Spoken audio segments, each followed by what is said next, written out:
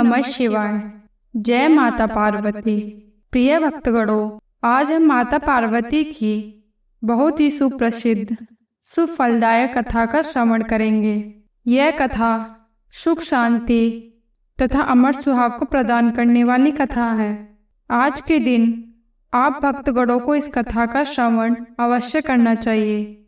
यह कथा माता पार्वती की महिमा से परिपूर्ण है कि कैसे एक बूढ़ी माँ का पुत्र पीपल का पेड़ बन जाता है और कैसे बेचारे बूढ़ी माँ को उसका बेटा वापस मिलता है। माता पार्वती ने सबका कल्याण कैसे किया। आज के इस पावन पवित्र कथा से प्रिय भक्तों, अमर सुहाग और पुत्र प्राप्ति के लिए और जीवन रक्षा हेतु इस कथा का श्रवण करना अति आवश्यक माना जाता है। तो आइए सुनते हैं आज की इस पावन कथा को।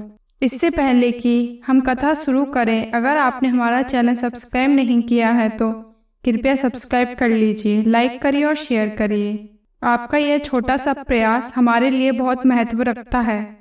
तो चलिए दोस्तों, शुरू करते हैं आज की कथा। ओम नमः शिवाय। बहुत पुरानी बात है। पुराने समय में एक गांव में शांता नाम की औरत अपने पति धनिया के साथ खुशी पूर्वक जीवन व्यतीत कर रही थी। बहुत पूजा पाठ करने के बाद उसे एक पुत्री की प्राप्ति हुई। पुत्री अत्यंत सुंदर थी। कुछ समय तक दोनों बेटी को मिलकर खूब सेवा करते, लेकिन काल को तो कुछ और ही मंजूर था। काल का चक्र देखिए, जो धनिया रहता था उसकी मृत्यु हो जाती है। अब बेचारी शांता अकेली हो जाती है। उसकी बेटी का पालन पोषण करना उसके लिए बेहद मुश्किल हो जाता है। दूसरों के घर बर्तन धोकर, झाड़ू पोछा कर कर वह अपनी बेटी का पेट पालती है। उसको पढ़ा लिखाकर बड़ा करने की कोशिश करती है। इसी प्रकार से वह अलग अलग घरों में बर्तन धोया करती थी और झाड़ू पोछा करती थी। अब इसी तरीके से समय बीतता है।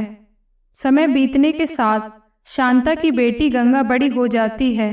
अब वह विवाह के योग्य हो जाती है। अब जब विवाह के योग्य हो जाती है तो शांता को उसका विवाह करने को लेकर बहुत ही चिंता हो जाती है। उसके अंदर बेचैनी आ जाती है कि वह तो इतनी गरीब है, मैं अपनी पुत्री का विवाह कैसे करूंगी, किस घर में करूंगी। लेकिन शांता चाहती थी कि उसकी पुत्री सदैव सुखी रहे और खुशी पूर्वक अपना जीवन व्यतीत करे। दोनों माँ बेटी भगवान शिव की परम भक्त थी। शिव जी की रोज पूजा किया करती थी। शांता ने अपनी बेटी को पढ़ा लिखाकर योग्य बना दिया था। वह बहुत ही सुशील, संस्कारी और चरित्रवान थी। एक दिन शांता सेठ के घर से काम करके वापस आ रही थी।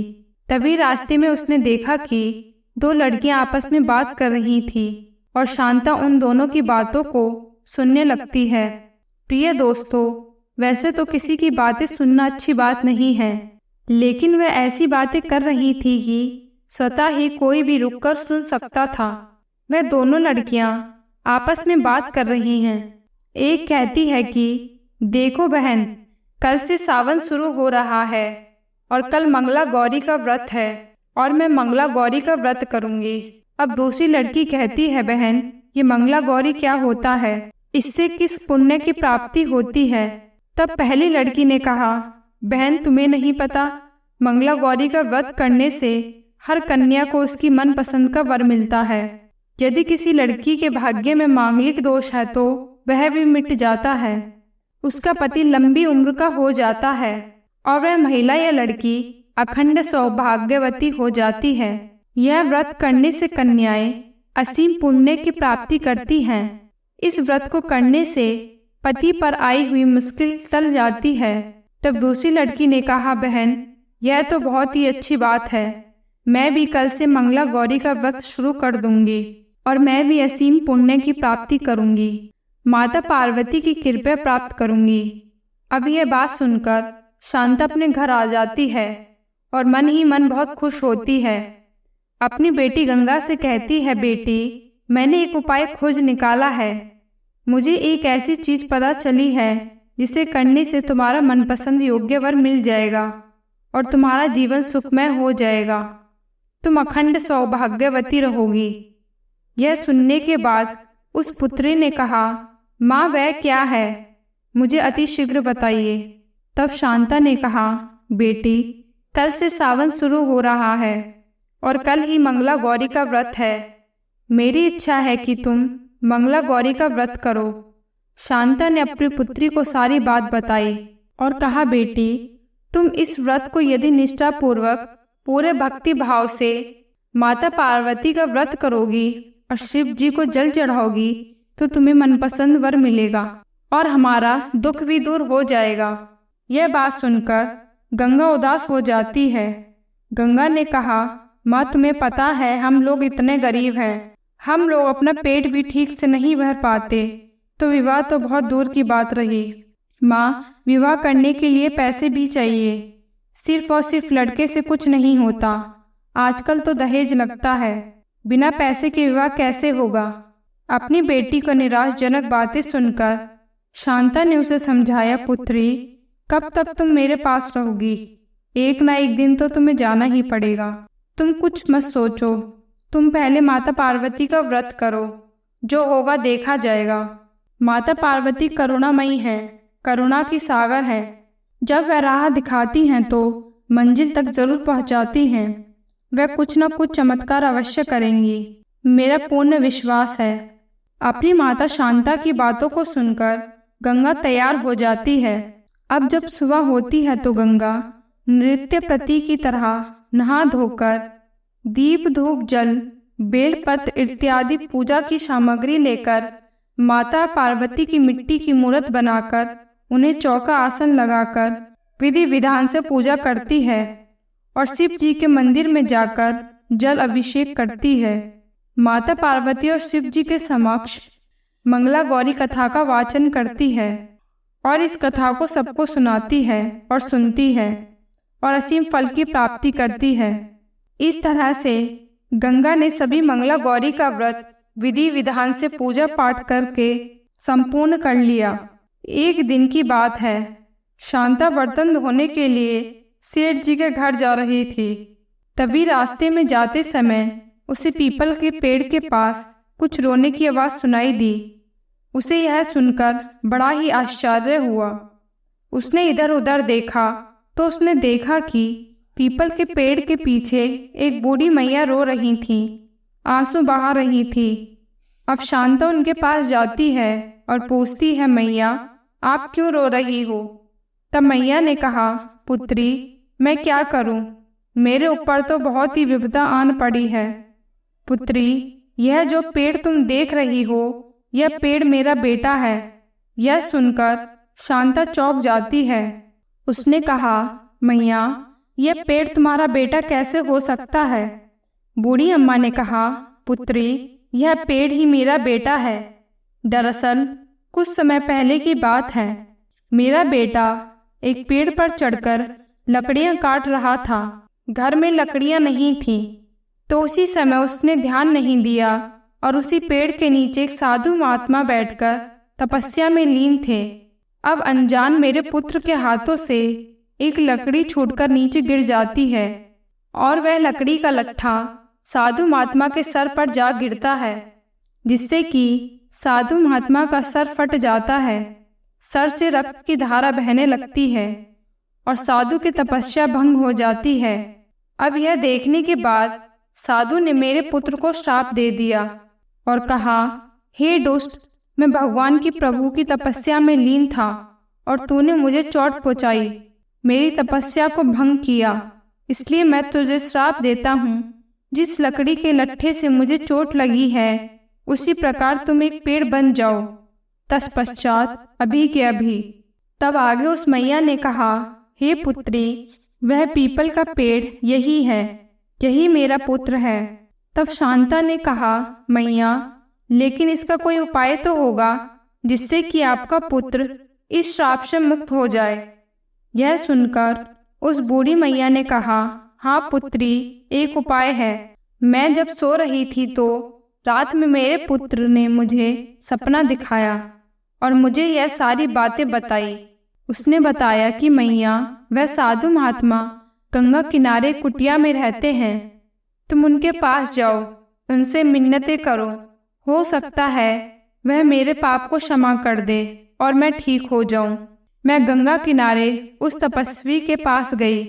मैंने उनसे बहुत प्रार्थना की, उनके चरण में गिर गई, मिन्नतें की। तब उन्होंने मुझ पर दया दिखाई और उन्होंने कहा, हे बूढ़ी माँ, तुम्हारा पुत्र ठीक हो जाएगा।